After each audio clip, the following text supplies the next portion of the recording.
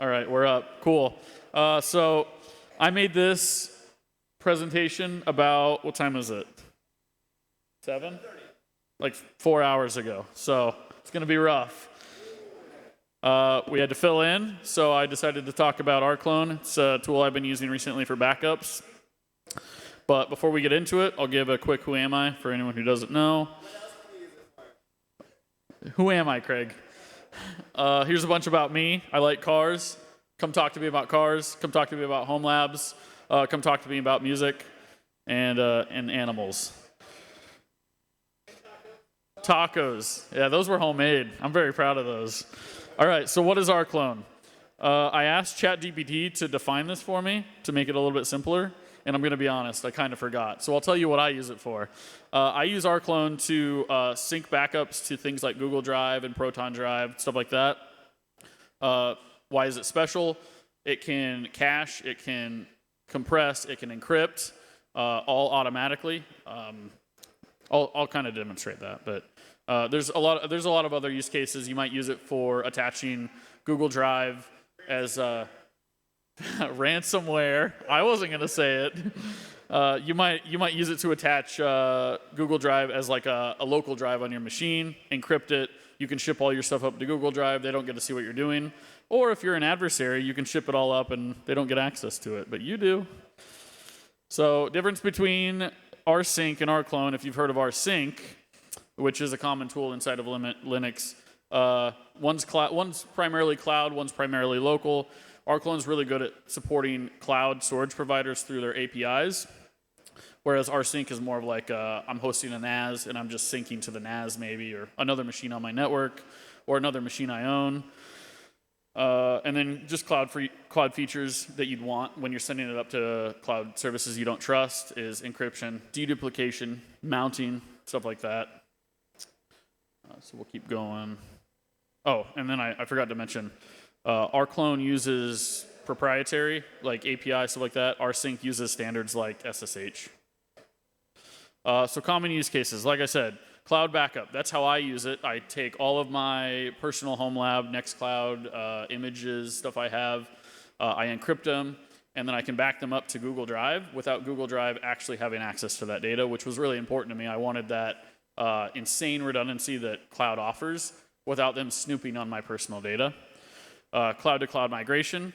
If Google Drive's not competitive in pricing, maybe I want to move it to Azure. Encrypted remote storage, I've already brought that up like 3 times. That's my favorite feature. Mounting cloud. I set up the presentation. I did this locally, but mount your drives right to your machine. It works like crazy fast too. Then automated sync scripts. That's my primary use case. All right, so installing RClone. I did this on Linux Mint. So sudo apt-get install RClone. Questions? I don't know. And don't ask me about Arch. If that's your question, I don't know how to do it on Arch. My question is, when did you pick the template? When did I pick the template? Are you talking about the blue presentation? This is the same template I've used for like 4 years.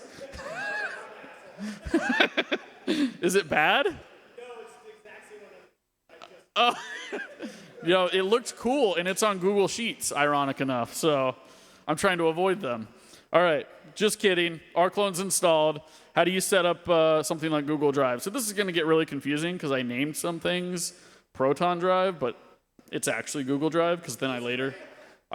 Frank is my username I use all the time. So I found out that Proton Drive needs 2-factor to get it working, and I could not figure it out in the 30 minutes I was trying to get this working. So we're only working through Google Drive right now. So RClone config, this is all through command line, super easy. You're gonna choose the option you want. As you can see, there's like tons of options. Internet Archive is one I want to look at in the future. Thought that was really interesting. Pick 18. All right, cool. I don't think I needed either of these. I just left them in the screenshot to show you. I just moved on. Full access. So there's variations here for each option you choose. This one for Google Drive. I've never actually read into the application data folder. I don't know what hides in there in Google, but I just needed number 1. It's just access to your Google Drive folder. All right. Again, more config screenshots. I told you the guys this is going to be a mess. So I set up auto config. I pulled it in. When you're setting this up on your local machine that you have an actual browser to, it's super easy. You'll hit yes at the default headless remote setup, and it'll open a browser. Always trusted. You just open your account to your Gmail. You're authorizing it through there. RClone wants access to your Google account. All right, continue. And then you get a token. So once the token is set up, theoretically, you're now allowed to connect RClone to your Google Drive. So what I did next, RClone mount. Again, like I said, it says Proton Drive. I promise. It's Google.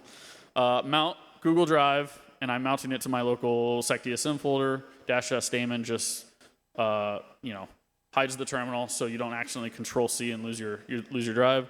And then you'll see, boom, I got Google Documents, and then I got these 4 encrypted folders, like I said before. That's where I back everything up. And I did a touch RClone test, and it created a file. What is what, my desktop? Yeah? Yeah, this was like 4 hours ago. And just to prove it worked, this is my Google Drive screenshot, the sectsm RClone test from the touch command. 2:46 p.m., Craig. Right there. RClone, all right, so now this is where I think it gets really interesting. This is why I love RClone so much.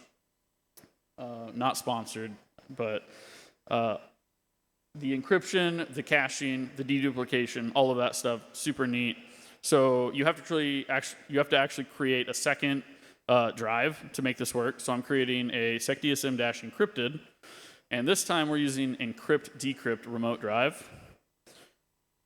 Super easy. You just point it to. So I want to encrypt the file names fully. I don't want to just obfuscate them. I don't want to add .bin. Fully encrypt the file names. Fully encrypt the directory names. And then generate random password. This got a little bit weird because I actually already had a password for the Google Drive, so I Control-C out of here at the end.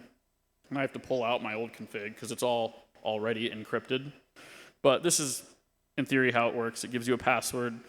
You then save that password into your config file, and you have encryption into your Google Drive now. This password is null. You can't use this, so do whatever you want with it. Just to test, so this was me modifying the RClone file to prove. So I took my unraid home lab, moved it over, and then I did the RClone mount. So we're now mounting the encrypted drive. And as you can see, those 4 files that were encrypted before, these are those 4 files. Google cannot see into that, which is, I think it's cool. And then this was just another touch test. I'm just proving I touched that file, I create it. It exists in Google Drive, but it's kind of a mess. So that's all they got. My normal use case. This is the pretty view inside of Unraid when you're working with RClone. As you can see, the Google Drive versus the Google Drive crypt that I have. The different views of what Google's seeing versus what I'm actually getting in there, what I can mount, and then the nightly backups that I run to make sure all these things are backing up. And then I clean up the trash. That's it. I don't know how long that took, but I filled in time. So, any questions? Yes.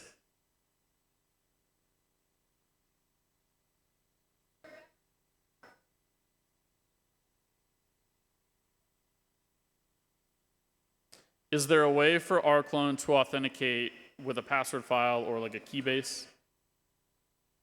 That's not a password file. I don't know. Probably, but this works for me. It's super simple. It's home lab stuff. Probably, but I can't answer that. Sorry. Any other? Oh, over here. So I can't hear you. Have I ever had to utilize an RClone backup?